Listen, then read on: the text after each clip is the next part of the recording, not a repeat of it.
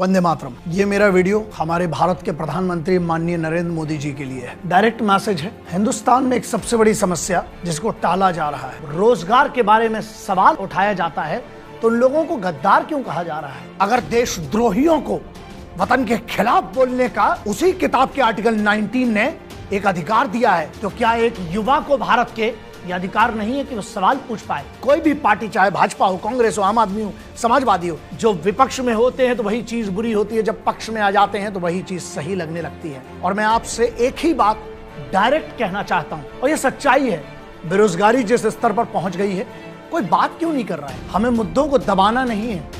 अगर ये मुद्दे दबाए गए तो आगे चलकर ये बहुत बड़ी देश की समस्या हो जाएगी। लेकिन ध्यान रखिएगा मोदी साहब, कहां पर गलतियां हो रही हैं? एग्जाम करवा दिए जाते हैं। एग्जाम क्यों? प्रेशर में पैसा ले लिया जाता है। उन गरीब बच्चों से कहां से आकर वो एग्जाम देते हैं। अब वो सरकारी एग्जाम अगर करवाए जाते हैं तो सबसे बड़ा मुद्दा है कि उनके रिजल्ट क्यों नहीं दिए जाते हैं। और अगर ये रिजल्ट नहीं दिए जा रहे हैं तो आप क्यों नहीं डंडा चलाते हैं? ऐसी कौन सी मजबूरी है जो आपको बेरोजगारी पर बात करने से चुप कर देती है? क्योंकि जब तक ये जवाब नहीं दिए जाएंगे ना, ये सवाल हवाओं में घूमते रहेंगे। आज भी इस देश में ना दो बहुत बड़ी बातें मानी जाती हैं, एक सरकारी नौकरी और दूसरा विवाह। क्या आपकी इस सरकार के कुछ लोग हैं जो भटका रहे हैं? जब ये पूरी महामारी चली, वैक्सीनेशन आ गया है, देखिए इसमें भी करप्शन ना हो ये भी आपको देखना है। समस्याएं हैं, लेकिन मैं हमेशा सबसे कहता हूं कि ख्वाहिशें जिंदा रहना जरूरी है, वरना कल सुबह उठने का मकसद क्या होगा? सरकार जो आराम से कर सकती है, आपके लिए सिर्फ इतना सा काम है, आप अगर चाह लें, अगर पूरी सरकार चुनी हुई है, विपक्ष कुछ नहीं है आज की, सॉल्यूशन क्या है? सॉल्यूशन सीधा है, अकाउंटेबिलिटी निर्धारित करिए।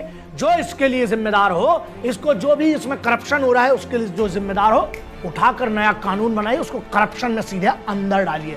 अब मेरा मैसेज उन युवाओं के लिए है, मानसिकता है इस देश में ना, वो बदलना पड़ेगी। जब तक इस देश में ये दो वाक्य जिंदा रहेंगे ना, ये देश कभी तरक्की नहीं करेगा। एक, बने रहो लुल और पेमेंट पाओ फुल, जो सरकारी लोग, कई लोग कहते हैं। और दूसरा, बने रहो पगला, काम करेगा अगला।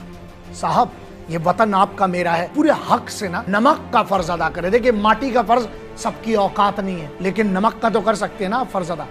तो जो भी ये यूथ है उसके लिए ये मैसेज है, आप प्राइवेट काम में क्यों नहीं जाते हैं?